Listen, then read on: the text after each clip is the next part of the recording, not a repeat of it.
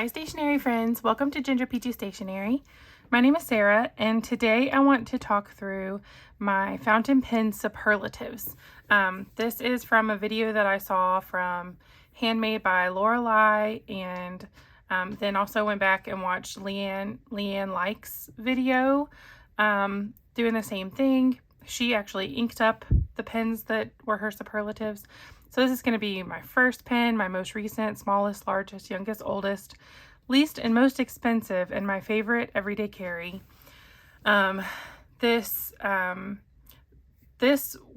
will not necessarily be just my favorite pens, but next week I am going to be sharing a Q&A video, and that video will have a lot more of like my favorites. So stay tuned for that. I have not filmed it yet, but I am looking forward to it. So, in my normal way, a lot of these questions or these categories, I have more than one pen to show you. So, hey, you know, if you're annoyed by that, like, it's more eye candy for you.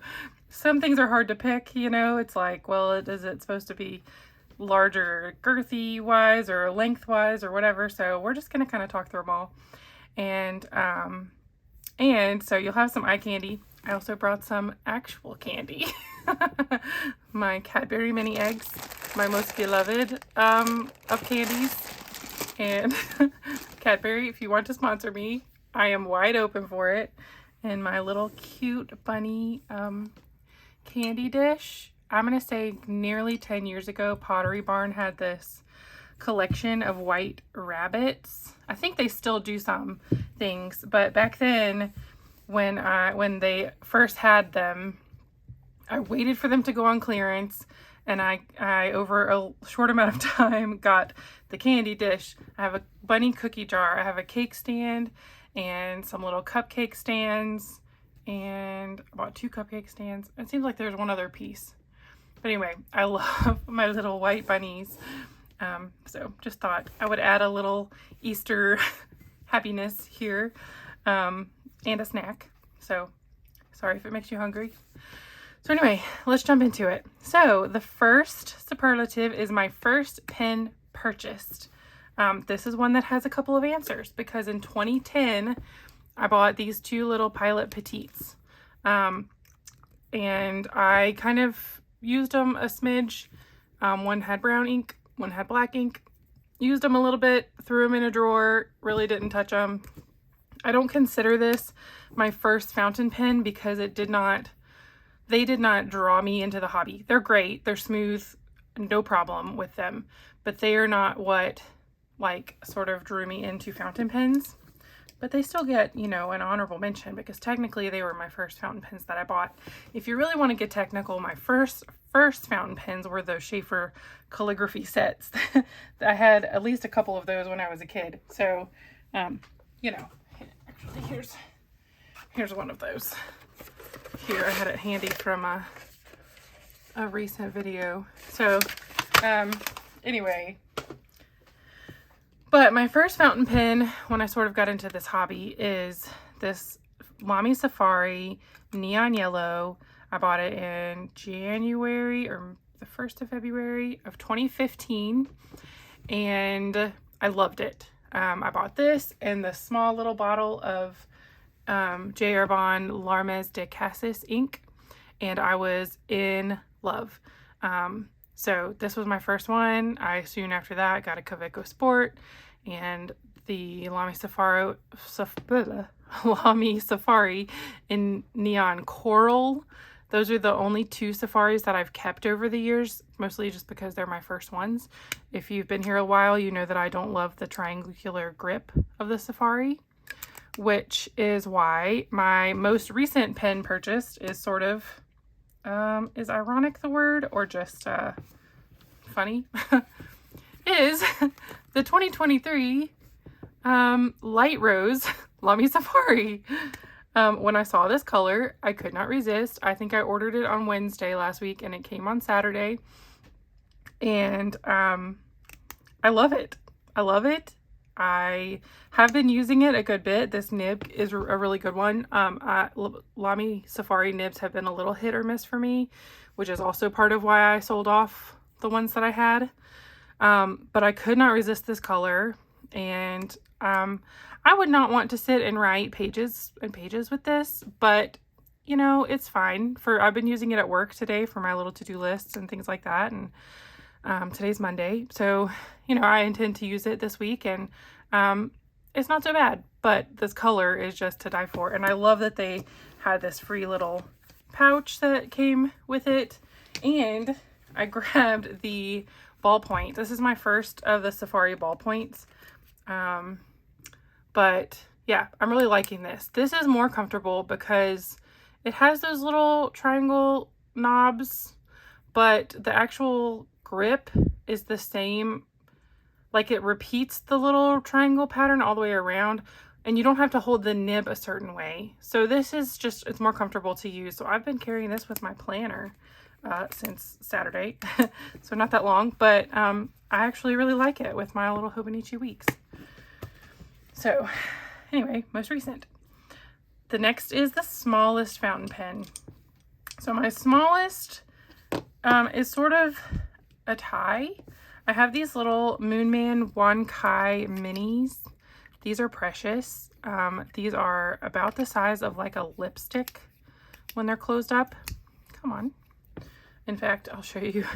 Here's a lip smacker. So a little bit longer, but about the same size around as a lip smacker. And when you uncap, I mean, yeah, look at that. So they're cute, and you can post the cap on the back, and it becomes a really comfortable, you know, full-size pen. So these are really cute, and they are made to be eyedroppered, so you don't put a cartridge in there. You can see in this one that it's just a wide open space on the inside, and you just fill that little puppy up with whatever ink you want, and it holds probably 2 milliliters or so of ink. It holds a lot for a little bitty pen. Maybe 3 milliliters, I'm not real sure, but anyway, those are probably the smallest. These don't see a lot of use in my collection, so the Kaweco Sport is the smallest that I use. Here's kind of a comparison. It's actually not even that much bigger than the little Wancai mini, so you know, just a little longer. But I love the Sport. So compact and just comfortable to use, lightweight, durable. I love them. So those are my smallest, except for a couple that are coming later that are actually smaller than any of these, but I'm saving them for another category. The next category is my largest pen. So this one was a hard one because these were the ones that came to mind. So this is a Christoph Model 66 Stabilis desk pen. This is the Esterbrook Estie Oversized. This is a Benu Euphoria and a Jinhao X159. So let's see. I wish I had. Let's see if you can see this pretty well. So lengthwise, the Christoph is definitely the longest by a good bit. The Oversized Estie is wider than the Christoph for sure. I think this Benu kind of, I mean, it's sitting in here, but it's not really bigger than, it's kind of bigger than the Estie in that the cap is bigger, like girthier, but otherwise it's kind of a similar size, a little bit shorter. So we'll take that one out of the lineup. But then this Jinhao X159 is shorter than these, certainly, but it has the girthiest grip. So this is kind of a hard one. So let's see, I'm gonna uncap.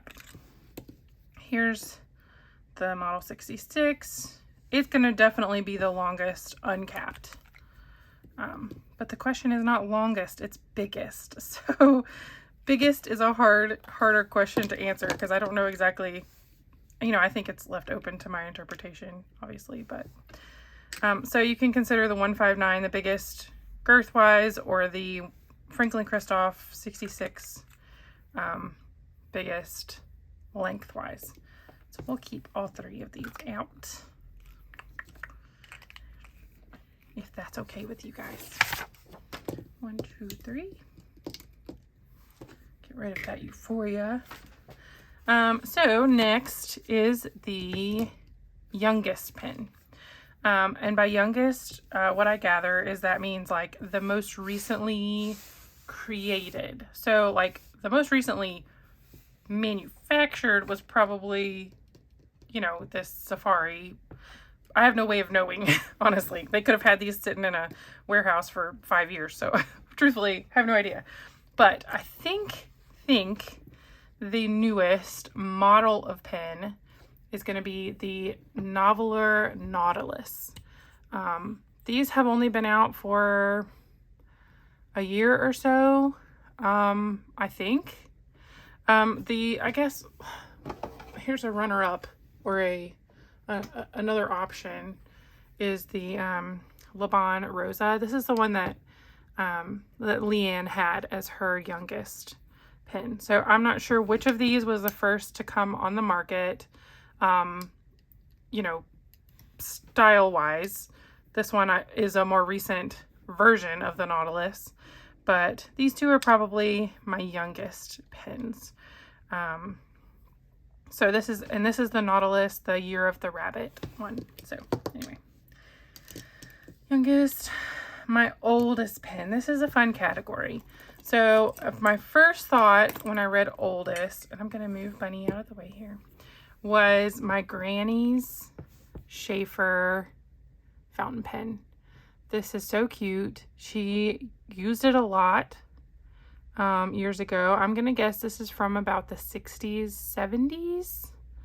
She was a school teacher, and we lost her just in November. But she gave me this a couple of years ago. I have used it before. I have eyedroppered it, which is why it has this I think it's probably Noodler's Cactus Fruit Eel left on the threads there where I had my silicone grease. But my problem is that the cap doesn't want to stay on. Like, it doesn't really grip the pen well, so it's not, I can't really ink it and then carry it around. Even in a pen case, it'll just fall out. But so that is, you know, was the first one that came to mind. And then I remembered, well, for one thing, I have this Esterbrook JR. Is that what this is? I think I bought this in an antique store. I really actually don't know how old this is now that I'm thinking about it, because I know they made them in the early 1900s. The nib says 2556. It's pretty firm. It looks just like kind of like a normal fine nib, maybe. I don't know. It's actually got kind of a little architect-y kind of shape to it. I don't know. I need to go learn about the 2556. But I think older than that one are these two little ring top pins. So at my work, an older man that we knew passed away. He was an artist. And in speaking to his family, I let them know, hey, if he had any fountain pens, you know, let me know. I might be interested in purchasing them or whatnot. And they just brought me these two little ring top pens. They actually brought me some other things too, but I think that they're, you know, they're kind of done. Like, some of them don't have nibs. They don't, you know, I think that they're probably garbage. I've kind of asked in a group before, and people were kind of like, we don't think any of that is worth anything. But this is a little Wahl, W-A-H-L, Wahl fountain pen. Has a little nib. It says Wahl number 2 on the nib. This was a lever filler. I think that's what this called. With a bladder on the inside, and you would lift this little lever here to depress the bladder, submerge this in ink, and when you let go, it would sort of suck some ink up in there. And then this one is a Sheaffer's. Before Sheaffer's became Sheaffer. This is so tiny. This is smaller for sure than the little Wancai mini. Look at that comparison. There really is no comparison. So these are my smallest pens, but they're not functional at this point. I'm actually in the market for a vintage restorer who can do some work on these. I'm afraid to even try to clean them myself. So I'm not sure if they can be made functional or not. But if someone could at least get them sort of cleaned up and, you know, in good shape for me, I would really like to make them functional if I could. So if you have a recommendation for a vintage pen restorer person, I reached out to one person and they never responded to me, then let me know in the comments, because I would be interested in chatting with them about these two little sweeties. And also this Esterbrook. So let me know who is your go-to person. All right, next is my least expensive fountain pen. It's going to be the Jinhao Shark. It is certainly least expensive for me because I didn't buy it. A friend of mine bought a little pack of them, but I do know that you can get these for about $1 a piece. So I've seen people buy a pack of 12 for like $10 or $11. So, but it's a great little writer. The nib is really good. It's very smooth. It's got a hooded nib. Yeah, and it's super fun. I like the yellow. I think it's cute. And it's a little shark. So that's my cheapest. These Pilot Petites were the next cheapest. And I think, well, I don't think. I paid $4.50 a piece for those. My most expensive pen, the pen that I paid the most for, is this one. This is my Pilot Vanishing Point 2011 limited edition pink. I paid more than what the limited editions go for now. I paid more than that to get this one a few years ago. It was rash. I should have waited and probably could have found one for a little less. And, you know, so I've had some sort of regrets over that, but at the same time, I love and adore this pen. This is one of my top most favorite pens that I own. I love the pink. I love the Vanishing Point. I've traded out the broad nib for a medium nib, and it's perfect. And so this is the one I paid the most for. But the one that actually I paid like the full price the most for was the Platinum 3776 Century Rokka. You can see this. It has like snowflakes, a snowflake pattern. It's clear. It's got little Mount Fuji in the finial. This nib is a platinum. It's obviously it's a gold 14K nib, and it's a soft medium.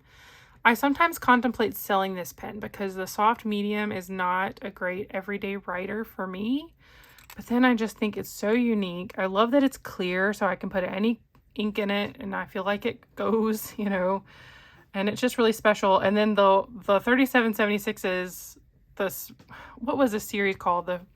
Was it Mount Fuji series or something another? I don't remember what the series was. Oh, it's on the tip of my tongue though. Anyway, the ones that came after this went up and up and up in price. I paid $3.25 for this, which kind of hurts me to say that. But I paid $3.25, and then they jumped to like $3.95 and then like $4.50 or something like that for the next ones in this series. So, you know, there's the red one that they're still trying to sell them, and I think it's around $500. So, anyway, compared to the newer ones, it was a steal. And then last but not least is favorite everyday carry pen.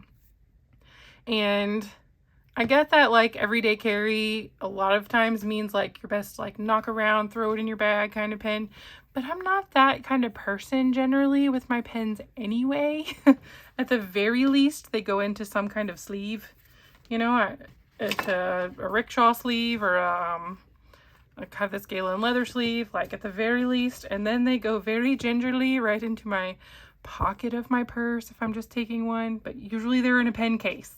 So the pen that I like to have inked up and with me the most is how I'm defining everyday carry. I think I have to go with my Montegrappa Elmo. Version 1, Marshmallow. I missed this release. There were only 99 of these made, I believe. I missed it, and my story with this is that I threw it out on Instagram stories. Hey, if anybody is interested in selling this one, this was just a couple of years ago, like 2 years after it came out. If anyone's interested in selling yours, just let me know. And I'm thinking like people are just gonna laugh at me and like mock me. Like, haha, yeah, right. And a pen friend reached out and was like, hey, actually, I've been wanting to get a different one, and so I'll sell you mine. And she sold it to me for basically what she paid for it. I have since done something to it, and my clip is a little off kilter here. Something has happened. But I can send it off to Montegrappa for about $35 and have it repaired. So I probably will do that very soon. But I also don't want to send it off because that scares me to send it off, you know, across the world. Will I get it back? Because if it goes away, like, there's a good chance I could never get another one. I don't like the version 2 as much as the version 1. So, anyway, there are some other Marshmallow pens out there. If y'all are interested in just this material, you can find the version 2. It has a cat band. It's a little different. There's also the Montegrappa Fortuna, which is also not my favorite shape pen, but it came in Marshmallow for a little while. And right now you can get a Jinhao 100 Centennial. I mean, 100 means centennial, right? Centennial means 100. But anyway, a Jinhao 100, you can get it in a multicolor that looks a lot like this. It's not identical, but it's very similar. So that's what you can look for. But this is probably my favorite pen to have inked up and with me. You know, like I have inked this pen more times with different inks than just about any other pen that I own. And I've only had it for about 2 years. So that's really saying something, I think. I love this pen. So that's going to be my favorite everyday carry. And this is going to be it for this video. Yay, only about 22 minutes. So not too bad. I hope you enjoyed this. If you have any questions, please feel free to leave them below in the comments. I love chatting with y'all. And yeah, subscribe if you want to watch my Q&A next week. I'm pretty excited about filming that. I am collecting my questions and kind of getting them organized, and I will be ready to answer all of your questions. So thank you so much, and I will talk to you soon. Bye.